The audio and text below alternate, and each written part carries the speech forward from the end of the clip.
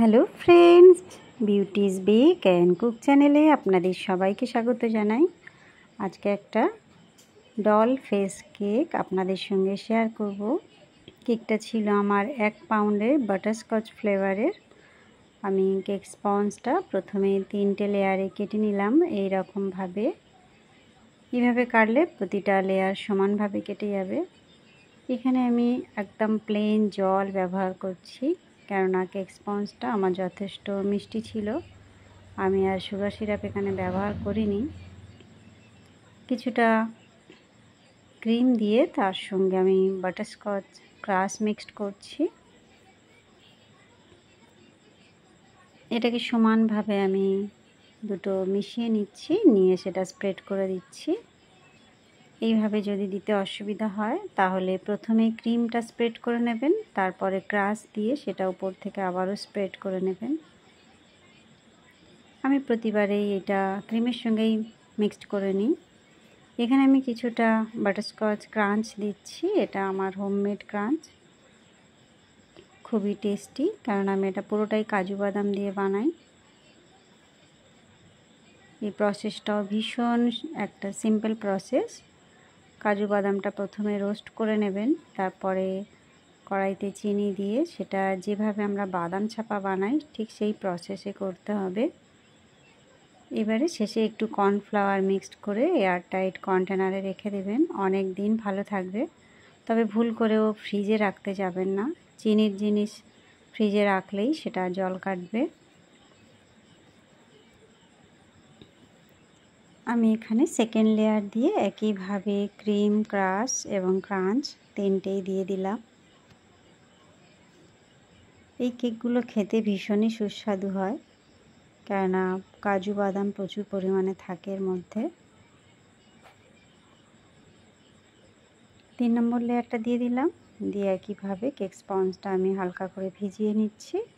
খুব বেশি জল দিতে যাবেন না। কেক স্পঞ্জ ড্রাই কি ময়েস্ট আছে সেটা একটু বুঝে তারপরে ব্যবহার করবেন জলটা। জলের জায়গায় সুগার সিরাপ ব্যবহার করবেন কি সেটাও ভাববেন, কেননা কেক স্পঞ্জে আপনি কতটা মিষ্টি দিচ্ছেন সেটা আপনিই বুঝবেন।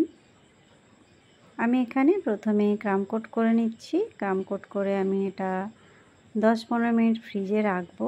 তারপরে ক্রামটা সেট হয়ে গেলে এরপরে ফাইনাল আইসিং করব।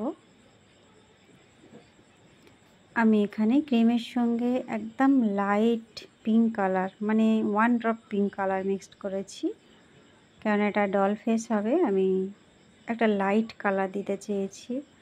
আমরা তার পুরোপুরি স্কিনের কালার আনতে পারি না, তাই যতটা সম্ভব ততটুকুই করার চেষ্টা করছি।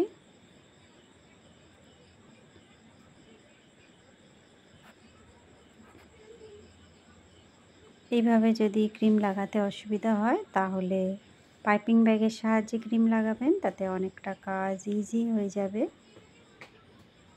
দেখুন কিভাবে আমি আইসিংটা করে নিলাম। এটা অবশ্য যথেষ্ট টাইম লাগে, এখানে আমি সেটা তাড়াতাড়ি দেখিয়ে দিয়েছি। একটু টাইম নিয়েই করবেন, তাহলে ফিনিশিংটা দেখতে ভালো লাগে। এখানে আমি একটা নজেল নিয়ে নিয়েছি। ডলের চোখ দুটো কোথায় হবে সেটা আগে নজেলের সাহায্যে আমি মার্ক করে নিচ্ছি। টুথপিক দিয়ে আমি ডলের ঠোঁট, যেখান থেকে চুল বানাবো, সব কিছু আগে থেকে প্ল্যান করে সেখানে দাগ দিয়ে নিচ্ছি, যেন জিনিসটা সুন্দর হয়। সেই কারণেই আগে থেকে প্ল্যান করতে হয়। এখানে আমি ক্রিমের সঙ্গে ব্ল্যাক কালার মিক্সড করেছি। আমি খুব বেশি ব্ল্যাক কালার ইউজ করিনি, কেননা ব্ল্যাক প্রপার করতে গেলে প্রচুর পরিমাণে কালার এখানে ব্যবহার করতে হবে। সেটা আমি কখনোই চাই না, কেননা বাচ্চাদের ব্যাপার। ক্রিমে কালার মিক্সড করলে অনেক সময় ক্রিমটা খেতে খারাপ লাগতে পারে। তাছাড়া ক্রিমটা মেল্ট হয়ে যেতে পারে বেশি কালার ইউজ করলে। সেই জন্য আমি কয়েক ড্রপ জাস্ট কালার মিক্সড করেছি। এই জন্য একটু গ্রে কালার হয়ে গিয়েছে, প্রপার ব্ল্যাক এখানে আসেনি। আমি এইভাবে চুলটা আস্তে আস্তে বানিয়ে নিলাম। এটা মিডিয়াম সাইজের স্টার নজেল দিয়ে করেছি। নিচের বর্ডারটাও একইভাবে করে নিচ্ছি। নজেলটায় কোনো নাম্বার লেখা নেই, যার কারণে আমি নাম্বারটা বলতে পারলাম না। জাস্ট একটু রাউন্ড শেপে এটাকে টেনে দিচ্ছি।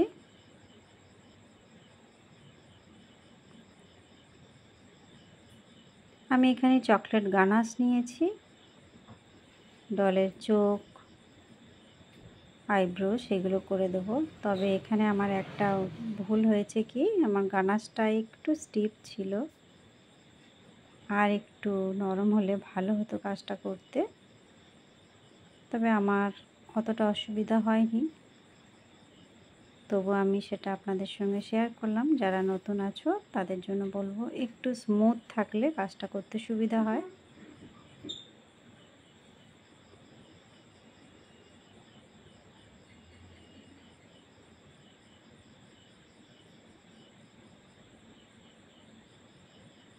ব্যাস এইভাবে একটু করে টেনে দিচ্ছি সাইডে। আমি গানাশ দিয়ে ঠোঁটটাও বানিয়ে নিচ্ছি।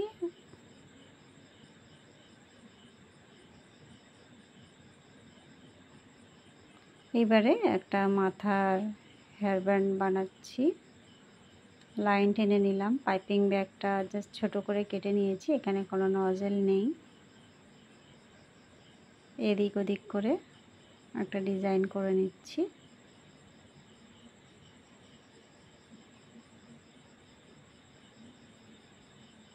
এখানে নূর R11 নজেল আমার পাইপিং ব্যাগে লাগানোই ছিল, আমি জাস্ট সেটাকে দিয়ে একটা ফুল বানিয়ে নিচ্ছি। দেখুন কত সুন্দর ফুলটা হলো, ছোট্টর মধ্যে একটা চেরি ফুল হয়ে গেল। সব সময় যে এগুলো দিয়ে রোজই বানাতে হবে এমন কোনো কথা নয়, অনেক রকমের ডিজাইন এইসব নজেল থেকে হয়। চোখে দুটো হোয়াইট পার্ল বসিয়ে দিলাম ছোট্ট ছোট্ট, আর আমি সাইডে নামটা লিখে নিচ্ছি চকলেট গানাশ দিয়ে।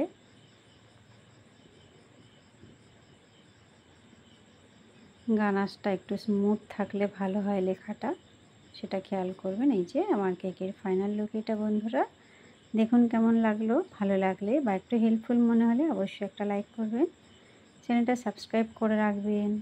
আমার চ্যানেলে বিভিন্ন ধরনের বাচ্চাদের কেক ডিজাইন আছে, সেগুলো দেখতে পারেন। সবাই ভালো থাকবেন, বাই বাই।